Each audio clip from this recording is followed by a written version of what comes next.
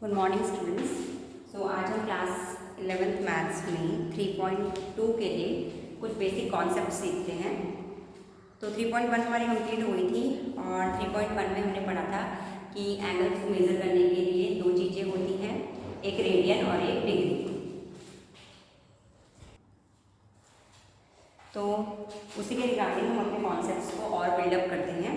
तो नेक्स्ट हमारे पास 3.2 के लिए हमें ट्रिग्नोमेट्रिक फंक्शंस जो हमारे होते हैं, for example sine theta, cos theta, ये सब हमारे पास ट्रिग्नोमेट्रिक फंक्शंस होते हैं।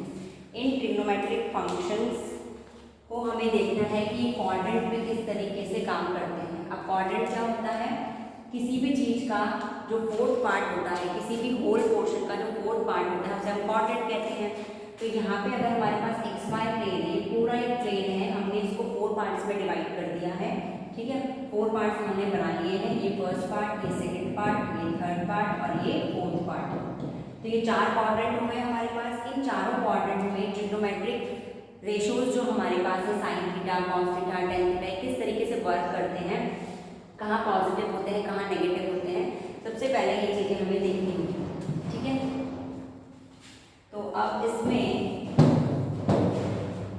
सबसे पहले आप इसको याद करेंगे, ध्यान रखेंगे पूरा कि जो फर्स्ट क्वाड्रेंट होता है उसमें सारी चीज़ें पॉजिटिव होती हैं, सारे रेशोज, ट्रिग्नोमेट्रिक रेशोज पॉजिटिव होते हैं।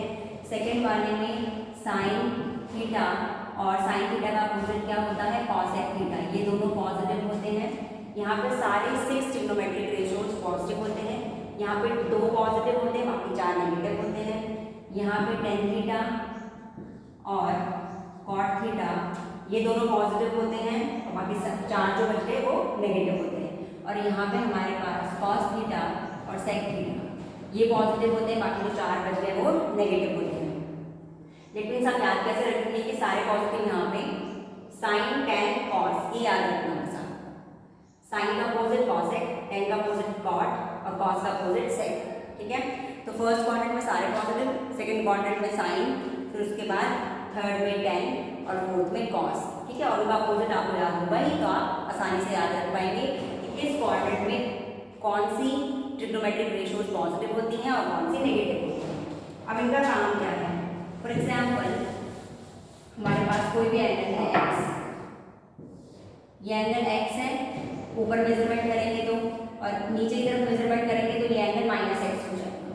ठीक है, तो अगर कोई हमसे पूछेगा कि what is cos minus x, तो माइनस एक्स जो है हमारे पास कौन से क्वाड्रेंट में है, फोर्थ क्वाड्रेंट में, और फोर्थ क्वाड्रेंट में कॉस पॉजिटिव होता है, तो इसका आंसर आएगा कॉस एक्स। जो ये नेगेटिव एंगल है वो पॉजिटिव में टर्न आउट हो जाएगा और हमारा कॉस पॉजिटिव ही रहेगा।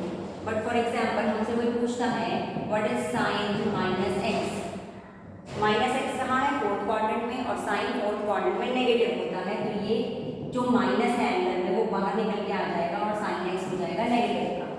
तो इसी तरीके से अगर कोई पूछेगा सेक माइनस एक्स, तो ये भी पॉजिटिव होगा क्योंकि फोर्थ क्वाड्रेंट में ये भी पॉजिटिव होता है। बाकी जितने भी होंगे, अगर कोई पूछेगा कॉसेक माइनस एक्स, तो ये भी नेगेटिव होगा। ठीक है, तो इस तरीके से ये जो फॉर्मूले हैं वो हमें रटने नहीं पड़ेंगे, समझ में आ जाएंगे। ठीक, ये होंगे कॉन्सेप्ट्स।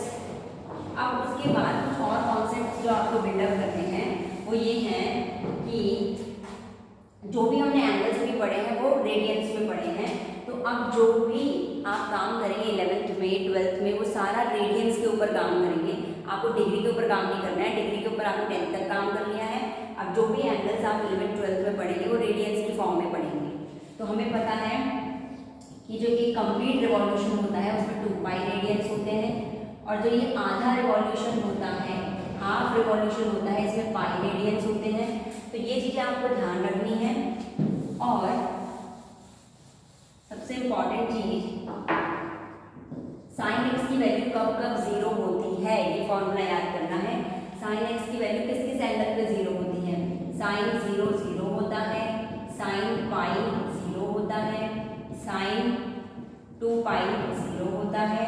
ठीक है, साइन 3 पाई 0 होता है। यहाँ से हम क्या जनरलाइजेशन लगाएंगे कि साइन एन पाई 0 होता है, मतलब पाई का मल्टीपल, अगर साइन का एंगल पाई का मल्टीपल है, पाई का कोई सा भी मल्टीपल, चाहे इवन मल्टीपल हो चाहे ऑड मल्टीपल हो, साइन का एंगल अगर पाई का मल्टीपल है तो आंसर हमेशा क्या आएगा, 0 आएगा।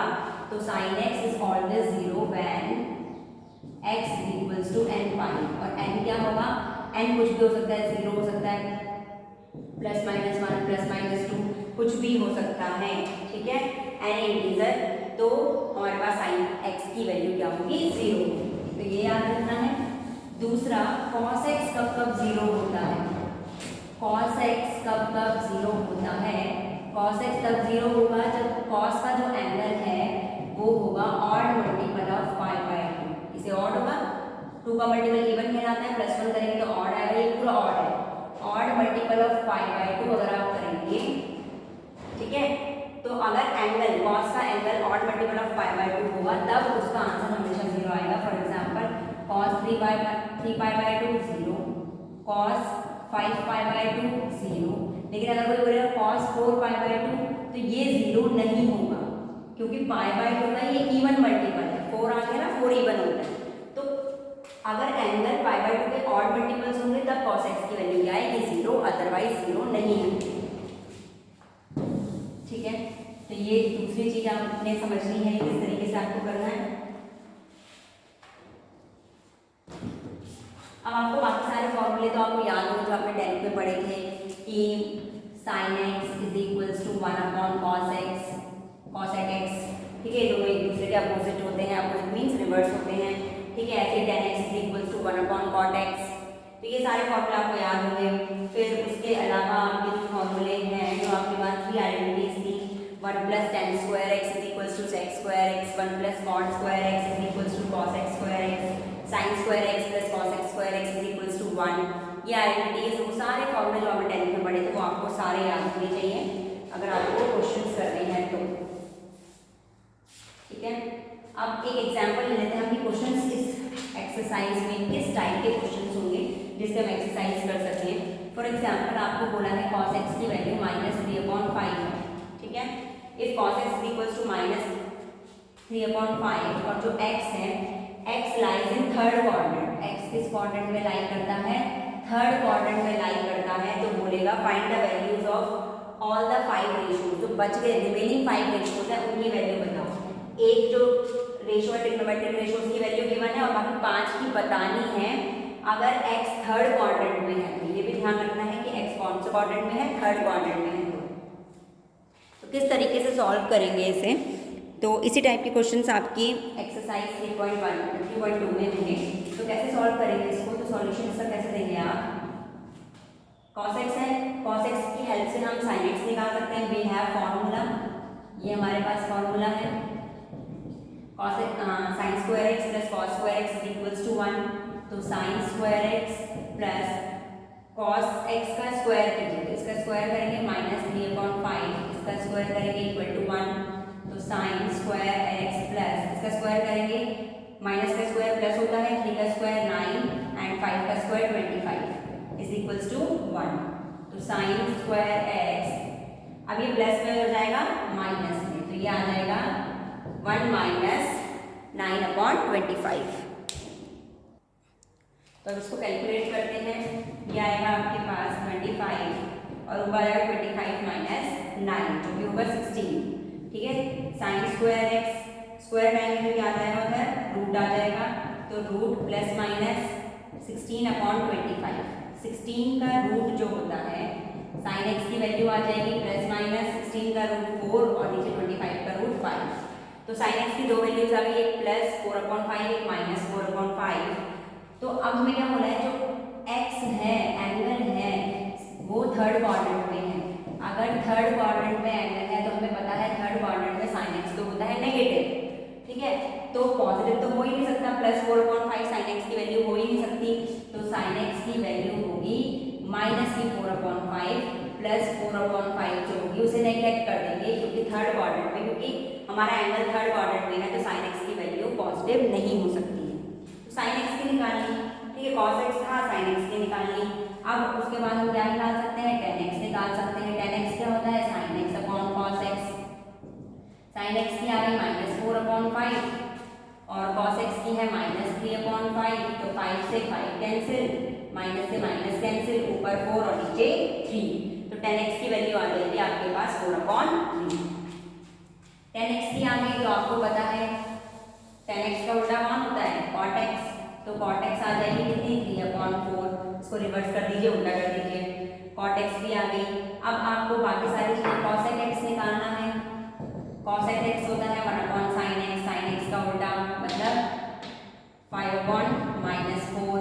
उसके बाद आपको निकालना है sec x होता है cos x का उल्टा 5/-3। तो ये सारे ट्रिग्नोमेट्रिक रेशियोज आप आराम से निकाल सकते हैं। बस आपको ये ध्यान रखना है जो एंगल है वो थर्ड क्वाड्रेंट में है, तो आपको चेक करना होगा थर्ड क्वाड्रेंट में tan और cot पॉजिटिव होंगे। tan पॉजिटिव है बिल्कुल सही, cot पॉजिटिव है बिल्कुल सही, बाकी सारे नेगेटिव होंगे, बाकी सारे हमारे नेगेटिव आ रहे हैं, तो आपका आंसर बिल्कुल सही होगा। आई होप आपको समझ में आ गया होगा और एक्सरसाइज हम नेक्स्ट क्लास में करेंगे। Thank you.